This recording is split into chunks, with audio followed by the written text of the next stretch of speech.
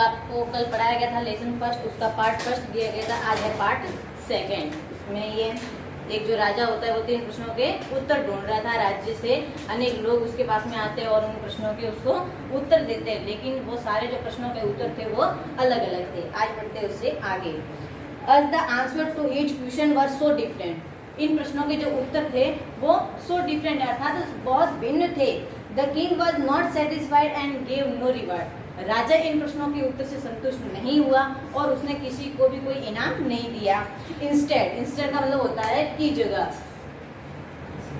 He decided to seek the advice of a certain hermit, इसकी जगह उसने एक निश्चित सन्यासी के पास जाने का निर्णय लिया।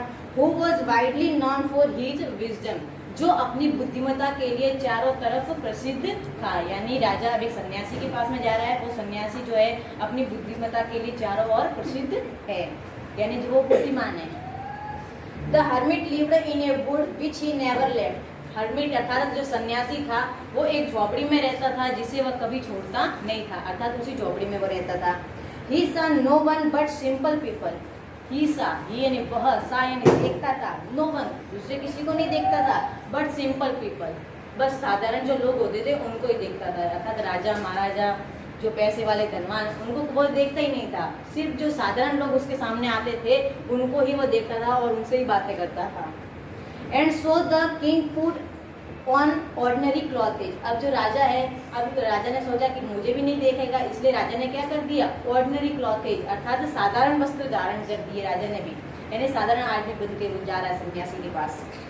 Before he reached the hermit's hut the king left his horse with his bodyguard. Before he reached, before यानी पहले, ही यानी वह, रीच्ड यानी पहुंचे, द हर्मिट्स हट उस सन्यासी की झोपड़ी, सन्यासी की झोपड़ी तक पहुंचे उससे पहले ही राजा ने क्या कर दिया, अपना जो हॉर्स यानी अपना जो घोड़ा था अपने बॉडीगार्ड यानी अंगरक्षक को दे दिया। यानी जो झोपड़ी यहाँ है तो उससे थोड़ी दूर राजा ने खड़ा होकर अपना जो घोड़ा है वो अपने अंगरक्षक को दे दिया और राजा अब आगे आ रहा है। एंड वेंट ऑन अलोन, और वो अकेला ही आता है। अब सन्यासी के पास में जो राजा है वो अकेला ही आता है।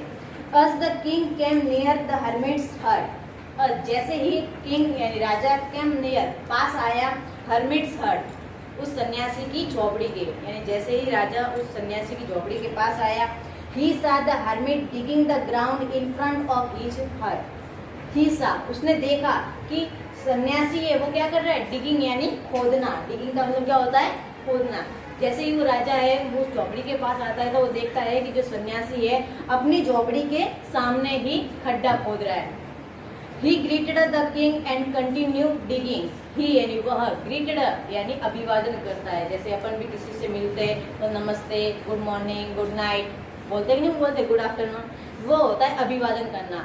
तो उसी तरह जैसे ही राजा उसके पास में पहुंचा तो उस हर्मिट अर्थात सन्यासी ने उसका अभिवादन किया और कंटिन्यू और फिर निरंतर डिगिंग यानी खोदना चालू हो गया। अभिवादन करते ही वो वापस अपना खोदना चालू कर देता है।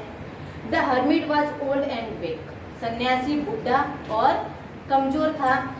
And a he परगड़ा he ब्रेकड़ा heavily, और जैसे ही वह काम कर रहा था वो धीरे धीरे सांसें ले रहा था, यानी बुढ़ा है तो थोड़ा धीरे धीरे सांसें ले रहा है।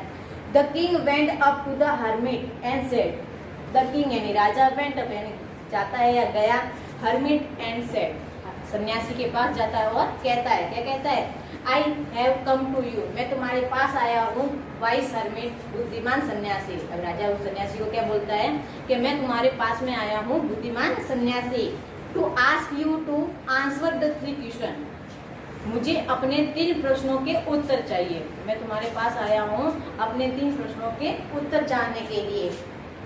How can I learn to do the right thing at the right time, मैं कैसे सीखूं कि सही समय पर सही कार्य कैसे किया जाए। पहला प्रश्न इसका यही था। Who are the people I need most, ऐसे कौन से जो लोग हैं जिनकी मुझे ज्यादा आवश्यकता है। And what affair are the most important, और कौन से वो कार्य है जो ज्यादा महत्वपूर्ण है। The hermit listen to the king, सन्यासी उस राजा को लिसन अर्थात सुन रहा था, बट डिड नॉट स्पीक, लेकिन वो कुछ बोला नहीं। He went on digging, वह खोदता ही रहा। You are tired, अब राजा उसको क्या कह रहा है कि यू आर टायर्ड, यानी थक गए होंगे, तुम थक गए होंगे। सेड द किंग, राजा ने कहा, let me take the spade, let me यानी दे दो, द स्पेड यानी जो फावड़ा है वो मुझे दे दो, वर्क इन योर प्लेस, मैं तुम्हारे प्लेस पे यानी तुम्हारी जगह काम करूंगा। यानी राजा क्या बोला उस सन्यासी के कि तुम अब थक गए होंगे, ये फावड़ा मुझे दे दो, मैं तुम्हारी जगह पर कार्य करता हूँ। Thanks said the hermit, thanks का मतलब होता है धन्यवाद। सेड द हर्मिट, सन्यासी ने कहा। Giving the king his spade, राजा को अपना फावड़ा देते हुए। Then he sat down on the ground, और फिर वो सेट डाउन का मतलब होता है बैठना, ग्राउंड यानी भूमि, फिर वो भूमि पर बैठ जाता है।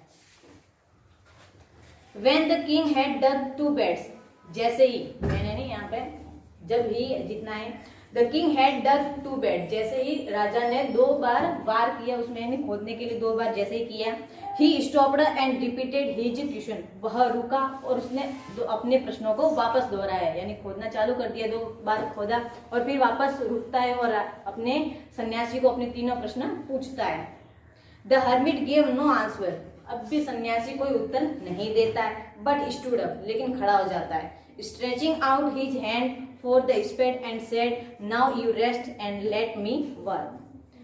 बट स्टूड अप, लेकिन खड़ा हो जाता है, स्ट्रेचिंग खींचते हुए या लेते हुए, आउट हिज हैंड, उसके हाथों से, हिज स्पेड, उसके हाथों से फावड़ा लेते हुए कहता है कि अब तुम रेस्ट अर्थात आराम करो, लेट मी वर्क, मुझे काम करने दो।